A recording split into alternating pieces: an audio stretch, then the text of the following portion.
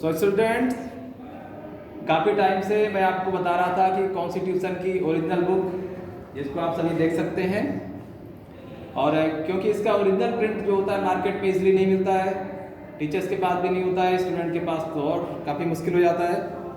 तो इस बार मैंने ये एक ओरिजिनल प्रिंट जो आपके सामने दिख रहा है, the constitution of India, and that is written by doctor B.R. Ambedkar and by the chairmanship of Dr. Rajendra Prasad, and this was written for the people of India. That is clearly looking on this first page, title page of this book, and this is the new version you can see, and in this new version article 370 that has recently abolished from the Indian constitution, it is also written here. भारतीय संविधान से article number 370 आपको पता है अभी mister Narendra Modi की leadership में parliament ने इसको एबॉलिश कर दिया है, हटा दिया है, तो वो भी इसमें हटा दिया गया है और क्लियर किया गया है कि 370 में क्या था। तो इस बुक में आप लोग बहुत टाइम से जिसकी डिमांड कर रहे थे कि संविधान क्या होता है, कैसा होता है, क्लासेस में बताया जाता है, बच्चों को पढ़ाया जाता है, लेकिन कभी भी इस तरह की ओरिजिनल बुक दिखा करके अगर बच्चों को पढ़ाया जाए, बताया जाए, आप लोग देखना चाह रहे थे कि आखिर ये होता क्या है। जनरली डेफिनेशन लिखा दी जाती है क्लास में, बच्चे लर्न कर लेते हैं उसको। Constitution is a document that is consist of some rules laws which are important for the controlling of a country and its government. किसी भी देश को चलाने के लिए नियम कानून की एक ये पुस्तक होती है, उसको संविधान कहते हैं। ऐसा लिख करके बच्चे लर्न कर लेते थे, लेकिन डायरेक्टली उसको कभी देखा नहीं था, तो ये सिर्फ एक सरप्राइजिंग और वंडर जैसा लगता है। एक इमेजिनेशन बच्चों के माइंड में चलती रहती है कि ये कॉन्स्टिट्यूशन क्या है, कैसा होता है। तो आज आपके सामने ये दिख रही है। इसमें से कुछ और इम्पोर्टेंट चीज़ें जो मैं आपको दिखाना चाहता हूँ। ये इसका फर्स्ट कवर पेज है। इसके बाद जब आप इसमें अंदर जाएंगे तो ये इंडियन प्रीएम्बल है जो कि करंट में लिखी गई है।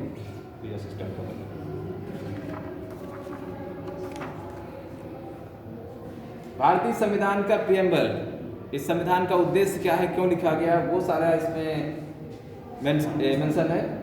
और ये 1950 का 1950 की ओरिजिनल प्रीएम्बल है। 1950 में जब कॉन्स्टिट्यूशन इन्फोर्स हुआ था 26 जनवरी को, तो उस समय ओरिजिनल प्रीएम्बल में जो मैटर था वो इस तरह का था। कुछ टाइम बाद इसको अमेंडमेंट करके चेंज कर दिया गया था, कुछ चीज़ें इसमें बदली भी हैं, तो वो भी आपको इसमें दिख जाएंगे। आगे एक पेज में ये कॉन्स्टिट्यूएंट असेंबली के मेंबर्स से, जिसमें doctor B.R. Ambedkar, doctor Rajendra Prasad, Jawaharlal Nehru, ये सभी लोग थे, तो उनका पूरा एक ये ग्रुप फोटोग्राफ है, वो भी दे रखा है। आगे जाने पर कॉन्स्टिट्यूशन में जितने भी आर्टिकल्स हैं, how many articles are there in constitution? 395, 395 अनुच्छेद हैं, 395 आर्टिकल्स। वो सभी आर्टिकल्स एट ए ग्लैंस इसमें चैप्टर वाइज किस चैप्टर में किस पार्ट में कितने आर्टिकल हैं वो यहाँ पर लिखा हुआ है। तो इस बुक को ऐसे ही पढ़ेंगे आप चैप्टर वाइज और आर्टिकल वाइज। पूरी बुक पढ़ने के बाद में लास्ट में जब जाएंगे आप, तो कॉन्स्टिट्यूएंट असेंबली के सभी मेंबर्स के ओरिजिनल सिग्नेचर भी यहाँ पे दिए हुए। जितने मेंबर्स उसमें थे जो सिग्नेचर करने के टाइम मौजूद थे, उन लोगों ने सिग्नेचर किए थे लास्ट में, तो उन सब के सिग्नेचर यहाँ पर आपको दिख जाएंगे। और एट लास्ट में आपको दिख रहा है कि ये पूरी हार्ड कवर वाली बुक है और गोल्डन कलर से इसके पेजेस को पेंट किया गया, आपको दिख रहा है। ये लास्ट पेज है, इसका लास्ट कवर पेज। तो इस बुक के लिए काफ़ी टाइम से मैं भी कोशिश कर रहा था कि आज बच्चों को दिखा दूँ ओरिजिनल कॉन्स्टिट्यूशन क्या होता है, और अब ये हम लोगों के पास में है, तो आप लोग इसको देख सकते हैं। और जो बच्चे घरों में बैठे हुए हैं, स्कूल नहीं आ रहे हैं, वो भी स्कूल आने की कोशिश करें, जिससे कि उनको ये बुक यहाँ देखने को मिलेगी। और जो बच्चे अभी स्कूल नहीं आ रहे हैं, अगर वो स्कूल आते हैं तो ये बुक उनको घर ले जाने को मिलेगी। तो ये आपके लिए एक अच्छा ऑफर है। जो बच्चे घर में बैठे हैं, जल्दी से कोशिश करें कि स्कूल आए और इस तरह के ऑफर का भरपूर फायदा उठाएं। Thank you. Now you can see one by one. जो बच्चे यहाँ अभी क्लास में मौजूद हैं वो एक एक करके इसको आराम से देख सकते हैं, जिससे फ्यूचर में कभी आप किसी को बता सके कि आपने ओरिजिनल संविधान देखा है।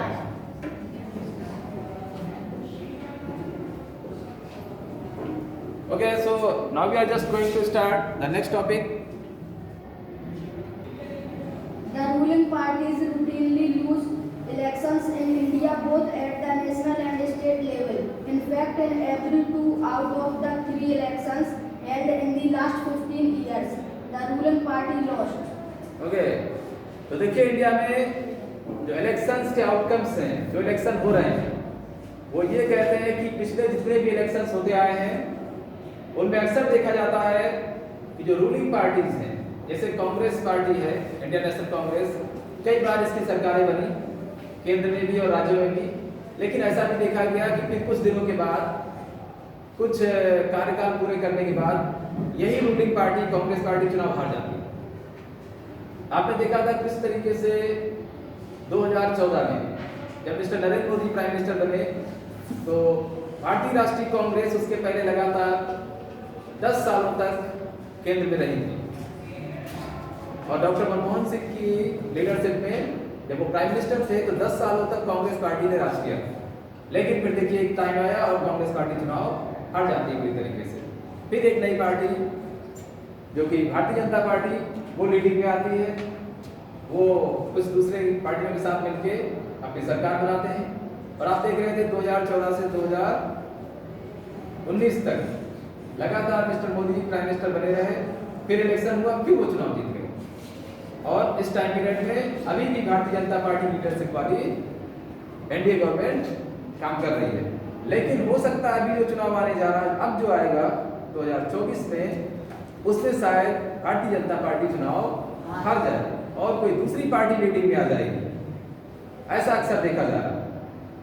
उत्तर प्रदेश के विधानसभा इलेक्शन देखिए आप, उत्तर प्रदेश के विधानसभा इलेक्शन में आपने देखा था काफी टाइम तक मिस मायावती रही, याद है कि नहीं याद होगा तो उसके बाद आप देखिए आगे फिर मिस्टर अखिलेश यादव जी आए, समाजवादी पार्टी लीडिंग में आई, उसने काफी समय तक शासन किया, फिर वो भी चुनाव हार जाती है, फिर भारतीय जनता पार्टी आ गई और अब ये लीडिंग में है। तो आप देख रहे हैं कि लगातार पार्टियां और लीडर्स चुनाव जीत भी रहे हैं और फिर हार भी जा रहे हैं। इसका मतलब जब भी जनता को लगता है कि किसी लीडर की या किसी पार्टी की लीडरशिप सही नहीं है या जनता उससे खुश नहीं होती है तो वो किसी और को बनाते हैं। इससे पता चलता है कि यहाँ पर इलेक्शन प्रोसीजर सही है, क्योंकि जनता जिसको चाह रही है उसको वोट दे करके सत्ता में और सरकार में पहुंचा रही है। तो ये फर्स्ट आउटकम है। Second, In the US, an incumbent or sitting elected representative rarely loses an election. In India, about half of the sitting MPs or MLAs lose elections. ये भी एक इम्पोर्टेंट पॉइंट है। किसी भी टाइम पीरियड में, चाहे central government में MP MLAs है, मतलब पार्लियामेंट में इस समय जो एमपीज हैं, स्पेशली लोकसभा में, अगला इलेक्शन जब होगा तो रिकॉर्ड बताते हैं पुराने कि इसमें से 50% जो एमपीज हैं वो अगले इलेक्शन में चुनाव हार जाएंगे। 50% जो करंट मेंबर ऑफ पार्लियामेंट हैं, सांसद हैं, वो अगली बार चुनाव नहीं जीत पाएंगे, हार जाएंगे और नए लोग इलेक्ट होकर के आ जाते हैं। इसका मतलब इलेक्शन सही हो रहा था, अभी तो ऐसा हो रहा है। जबकि कह रहे हैं कि यूनाइटेड स्टेट अमेरिका वगैरह में या कुछ और कंट्रीज में एक ही बार, मतलब एक ही पर्सन बार बार चुनाव लगातार जीतता रहता है। मिस्टर रॉबर्ट मुगाबे जिम्बाब्वे के प्रेसिडेंट थे और जब से वो प्रेसिडेंट बने थे तब से लगातार बने ही रहे, बुढ़ापे तक 95 साल की उम्र तक प्रेसिडेंट बने रहे, हट ही नहीं रहे थे। इलेक्शन भी हो रहा था फिर भी पता नहीं सब वोट उन्हीं को जा रहा था, कौन दे रहा था, और जनता भी कह रही हम तो इनको वोट दे नहीं रहे, कहां से जा रहा है। तो इलेक्शन प्रोसीजर जब सही नहीं होते तब ऐसा होता है कि एक ही पर्सन, एक ही पार्टी लगातार चुनाव जीतती रहती और वही सत्ता बनी रहती, जनता चाहकर कि उसको हटा नहीं पाती। लेकिन इंडिया में ऐसा नहीं है। आप देख रहे हैं कि लोग लगातार चुनाव हार रहे हैं। इसका मतलब यहाँ सब कुछ जनता के फेवर में चल रहा है, जनता जो चाह रही है वैसा हो रहा है। Next point, Candidates who are known to have spent a lot of money on buying votes and those with known criminal connections often lose elections. एक आरोप लगता आया है इंडियन इलेक्शन प्रोसीजर के ऊपर कि बहुत सारे क्रिमिनल लोग चुनाव लड़ते हैं, चुनाव जीत भी जाते हैं, और कुछ लोग पब्लिक को पैसे दे करके या कोई लालच दे करके वोट खरीद रहे हैं, परचेज कर रहे हैं, ये भी आरोप लग रहे हैं। लेकिन आपको जानकर के बहुत हैरानी होगी कि ऐसे लोग जो पैसे के बल पर या किसी भी दूसरे तरीके के अनफेयर मीन्स को अडॉप्ट करके चुनाव लड़ते हैं, वो एक आध बार तो भले ही जीत जाए, लेकिन लंबे टाइम तक जीत नहीं पाते, रह नहीं पाते सत्ता पे। बहुत जल्दी ही जनता उनको समझ जाती है तो उनको चुनाव से बाहर कर देती है और वो इलेक्शन जीत नहीं पाते। ऐसे लोग मतलब चुनाव ज़्यादातर हार रहे हैं। जो लोग ज़्यादा पैसा खर्च कर रहे हैं या जो अनफेयर मीन का इस्तेमाल कर रहे हैं, मोस्टली हो रहा है कि वो चुनाव हार रहे हैं। कुछ लोग जीत जा रहे हैं तो अलग बात है, लेकिन मोस्टली ऐसे लोग जो पैसे के दर पर चुनाव लड़ने की कोशिश करते हैं, आप चाहे लोकल इलेक्शन में देखिए, जो लोग इस तरीके के होते हैं, पैसे के या ताकत के बल पर या लोगों को डरा धमका करके चुनाव जीतना चाहते हैं, वो ज़्यादातर चुनाव हार रहे हैं और अच्छे भले लोग चुनाव जीत रहे हैं। इसका मतलब इलेक्शन सही चल रहा है।